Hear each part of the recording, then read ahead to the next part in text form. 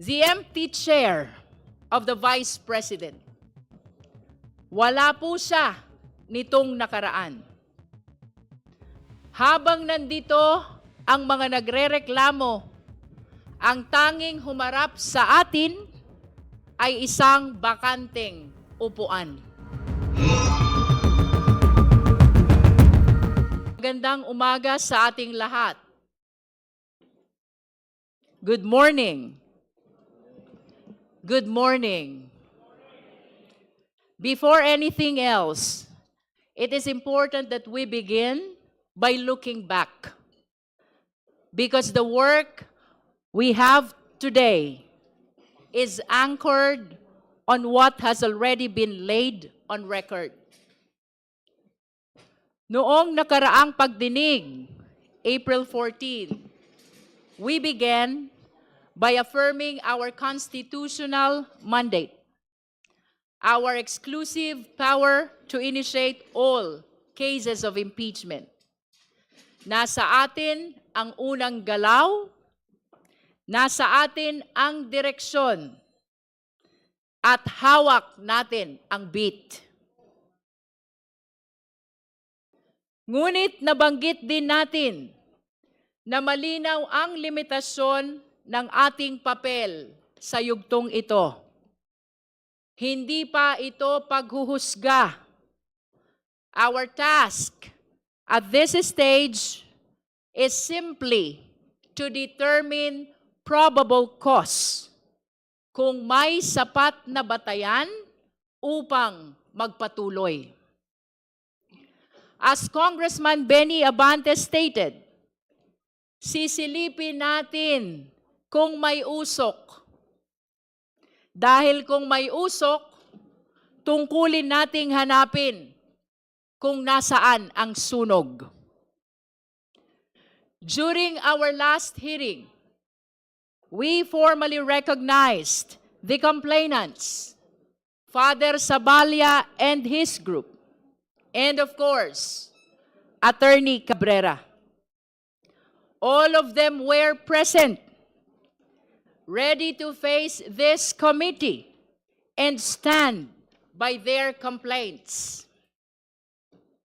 But there was one thing we could not ignore. Something that was right in front of us. The empty chair of the Vice President. Wala po siya nitong nakaraan. Habang nandito ang mga nagrereklamo, ang tanging humarap sa atin ay isang bakanteng upuan. And yet, with or without the presence of the Vice President, with or without her cooperation, tuloy ang mandato ng komite. At umusad nga ang ating pagdinig noong araw na iyon. First, we formally received subpoena documents, all of which are now part of our record. Second, we heard a statement of Ramil Madriaga, who testified for the very first time in a public hearing.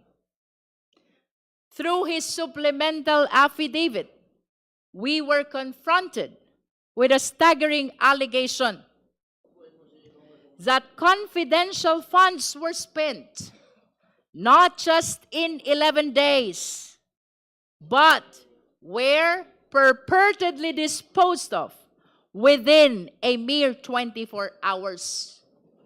Hindi 11 araw, sa halip 24 oras.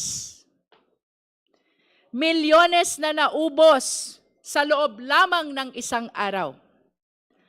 Mabigat ang mga binitiwang salita ni Ramil Madriaga at minsan pa siyang naiyak habang binabasa ang kanyang supplemental affidavit.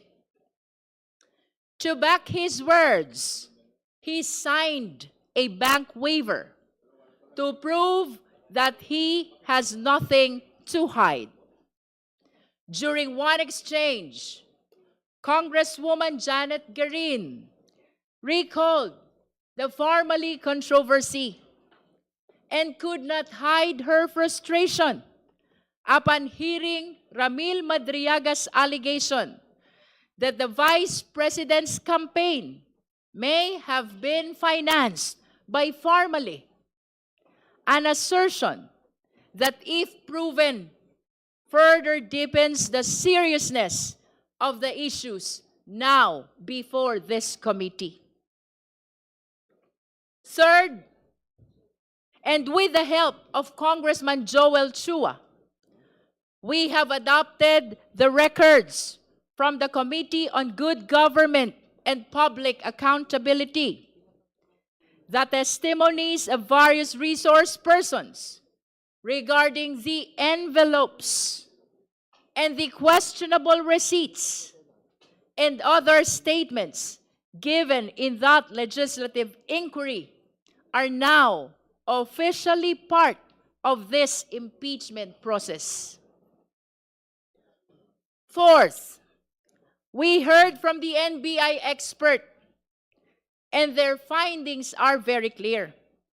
Kinumpirma nila na base sa kanilang pagsusuri, several question signatures were actually signed by one and the same person.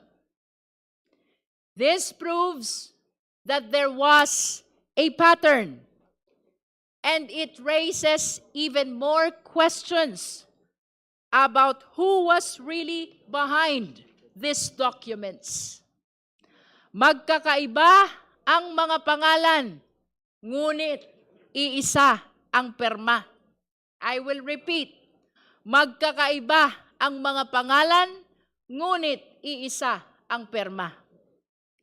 Fifth, we heard from a representative of the PSA who confirmed that several personalities appearing in the records have no corresponding entries in official civil registries.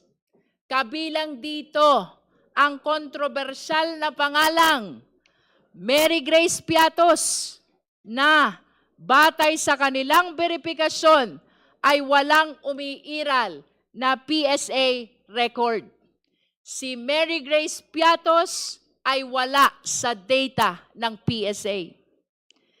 Sixth, we heard from Attorney Gloria Camora of the COA, who confirmed that the Commission proper has resolved the Vice President's appeal on the notice of disallowance, effectively affirming that this allowance covering more than 73 million pesos.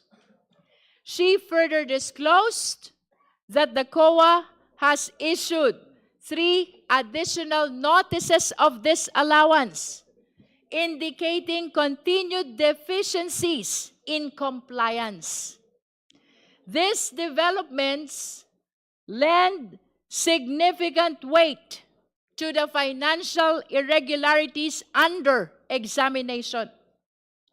As noted by Congressman Chel Jokno and Congressman Antonio Tino, this effectively render the Vice President liable to return all these amounts. 73 million pesos plus 375 million pesos to the National Treasury. Ang Vice Presidente ay may pananagutan na ibalik ang 73 million plus 375 million, total of 448 million sa ating National Treasury. And when we heard all these resource persons, the committee will note that while I disallowed certain probing questions to ensure fairness, I nonetheless permitted all inquiries that sought to clarify the truth. On that note, the records will reflect that the arguments regarding the difference between credibility and character, as well as the confusion between page numbers and dates, were stricken from the record. We have done this to maintain the integrity and order of these proceedings. Sa kabuuan, what we saw was not a single piece of evidence, but a body of evidence. Hindi pa isa-isa, kundi magkakaugnay. But after the hearing, the story did not end there. Sa katunayan, doon pa lamang nagsimula ang mas malakas na ingay sa labas. Marami ang nagulantang. Marami ang nag-react. The hearing became the subject of headlines, discussions, statements, particularly from the Vice President. However, it is worth noting that instead of addressing the core issues, the focus shifted to a peripheral matter, ang academic performance umano ng Vice Presidente nung siya'y nag-aaral pa. Samantalang, ang mas mabibigat na usapin tungkol sa confidential funds, sa mga dokumento, sa mga transaksyon ay nananatiling hindi direktang nasasagot. Kumbaga, sa 100 ebidensya, isa lang ang pinupuntirya. Let me be clear. This committee will not take anything at face value, whether said inside this hall or outside of it. Hindi tayo basta maniniwala sa ingay. We will evaluate everything dahil ang katotohanan ay hindi matatagpuan sa mga press release. Ito ay nakasandal sa mga dokumento at sa mga salaysay na sinumpaan. Sa totoo lang, nagos na nga tayo. Tila ginagaslight pa tayo. Ang mas mahalagang tanong ay kung nasaan ang pera. Ngunit ang sagot sa atin ay tungkol sa grado sa kolehiyo. And the worst part, this explanation is not being made here, but everywhere else. Ang gusto natin ay testimonya sa ilalim ng sumpa. Pero ang ibinibigay sa atin, press release at content sa social media. Again, let us be clear. Hindi tayo basta maniniwala. We will evaluate everything. Madriaga's testimony, COA documents, NBI findings, PSA certifications. Lahat ng ito ay kailangang iharap dito. Suriin dito. Timbangin dito. Pero dapat dito. Humarap ang kailangang humarap. Manumpa at magpaliwanag. Dito sa committee ito. Because this is the proper forum. Hindi sapat ang magsalita sa labas. If there's anything to clarify, the best and the only place to do that is here, before this committee, under oath and on record. And that brings us to today. Ngayong April 22, malinaw, the work of this committee continues. Ang mga isyong inilahad ay hindi natapos noong nakaraan. Today, we expect further evidence from the Office of the Ombudsman, from the Bureau of Internal Revenue, from the Securities and Exchange Commission, and especially from the Anti-Money Laundering Council. We also anticipate testimonies that will help contextualize the data before us, and that includes from former Senator Sonny Trillanes. Kung mapapansin ninyo, ang pag-uusapan natin ngayon, mga numero, SALN, tax records from BIR, reports from AMLC. This is the part where the numbers have to be studied, compared, analyzed. And numbers, take note, unlike people, numbers do not have motives. Numbers do not lie. Again, numbers do not lie. At dito po, nagiging mas mabigat ang usapan. Because when we speak of numbers, we are no longer dealing with opinion, spin, or even narrative.